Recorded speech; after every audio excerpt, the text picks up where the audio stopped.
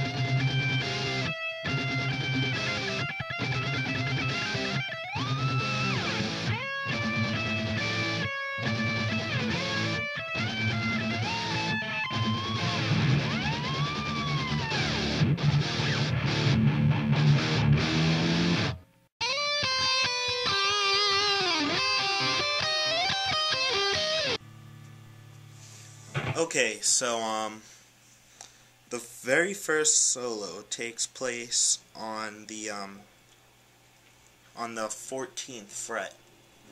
Alright? So you slide up and it should sound like 4, 2, 1. And then you do your go to the 12th fret with your first finger on the G string. So it should sound like this.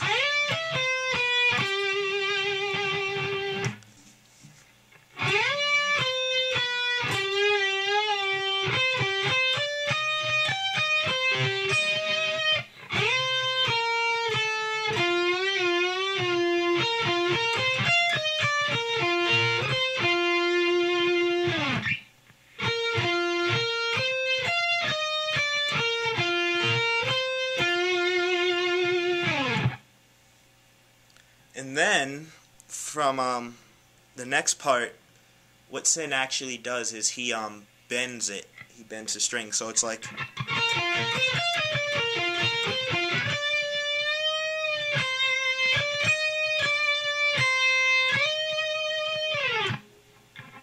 Again.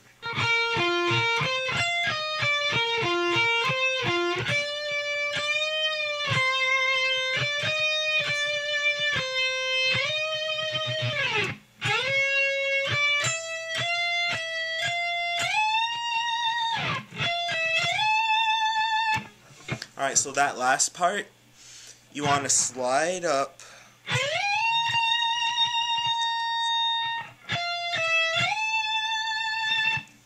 alright, so you slide up to the 18th fret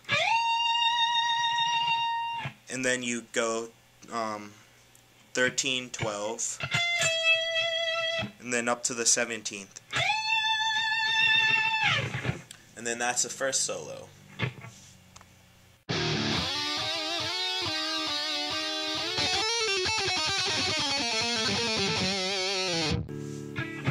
Alright, so the first part of the second solo is based upon the 2nd fret and goes like this.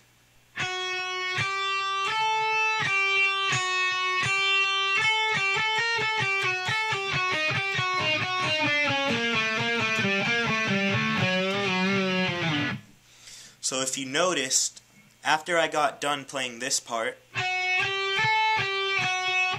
I slid my first finger up 1 fret. That way it's easier to do the fast solo-ish part. That's like... So let's show you that a little bit slower so you can get a general sense of what it's supposed to sound like.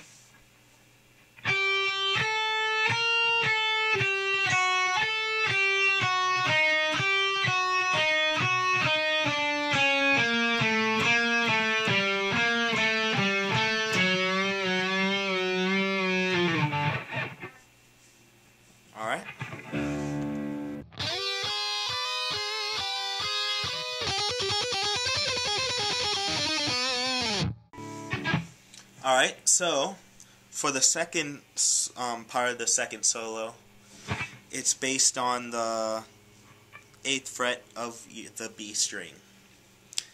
And it sounds like this.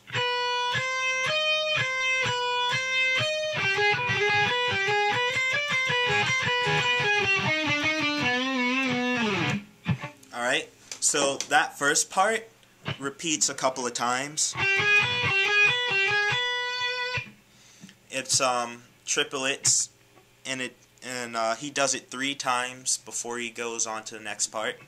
So what that is basically he's playing in sets of 3, and the fret order is the 8th fret on the B, 9th fret on the B, and then 7th fret on the E string. So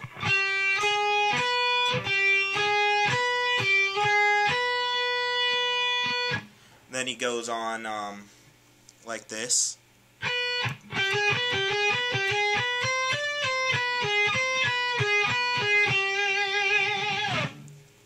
Alright, just a little bit slower so you can get a good idea of what it's supposed to sound like.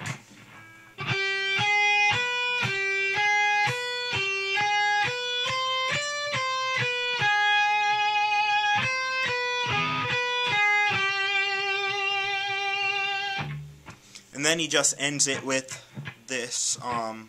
It's 8th and 7th fret on the G string, and then 9th fret on the D.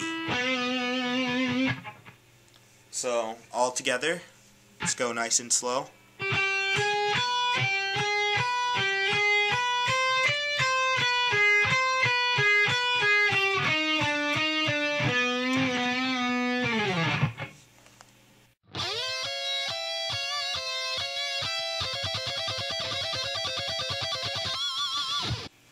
Okay, so now for the third part of the second solo. It's based on the 12th fret on the E string, and it sounds like this.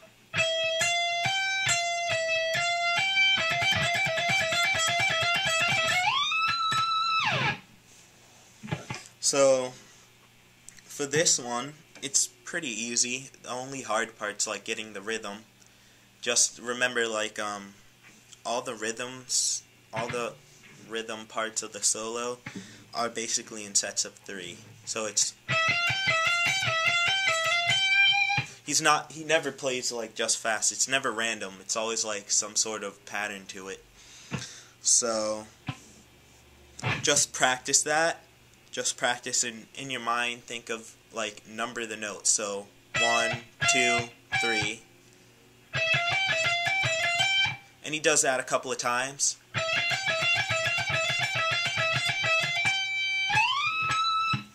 Now what I like to do is I like to slide up to my 24th fret in order to get that high note. But what he originally does, like how it's recorded, is he's over here on the, I believe that's the 17th fret. I don't know. I don't really care either. But, it's on this string, so 12, 13, 14, 15, 16, 17. Oh, I was right. Yeah. 17th fret on the B string. And what he does is he does like a pinch harmonic there. But it's hard to, like, find the sweet spot. So unless you're really good with pinch harmonics and you can easily hit that, I would suggest just sliding up to the 24th fret after that phrase.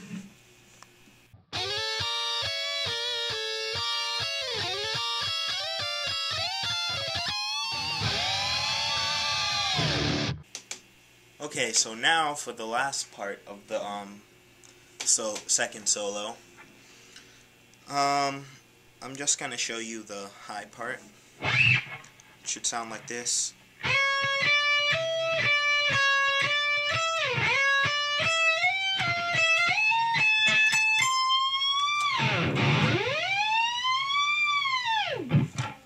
Alright, so that is actually based on the 9th fret. and it's the same basic shape or pattern that the previous 3 solos had.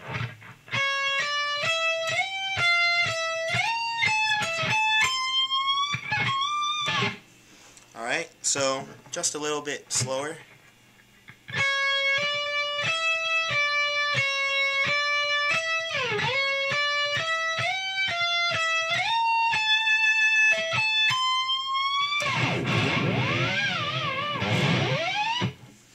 So, I think this part, the first part of that scale, sort of, is pretty basic, so I'm just going to hop up to when you get up here. So when you're at the 18th and 17th fret on the E string, what you want to do is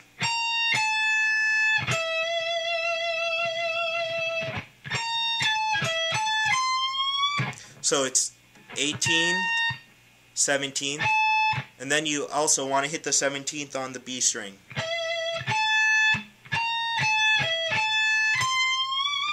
And then you bend up. And then to end that phrase, all you're going to do is you go all the way back to right here.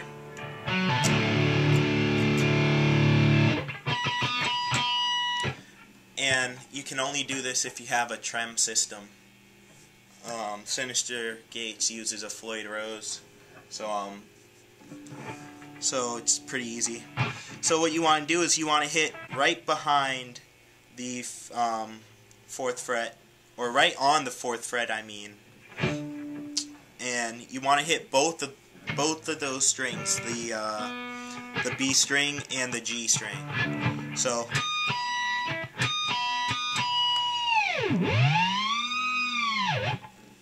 Alright, so you could manually pick that and just go, but it sounds cooler if you actually push the bar down to loosen up your strings, so they should have like very little tension on them. And what you want to do is you want to pull both of those strings at the same time. It's the same technique that Dimebag Darrell used. So you're pulling down the strings, you get them loose and all like spaghetti-like, and then you pull at that area on the 4th string, on the 4th fret, and you tap it. Basically, what you're doing is you're basically tapping the harmonic, and then you pull up. So it's like.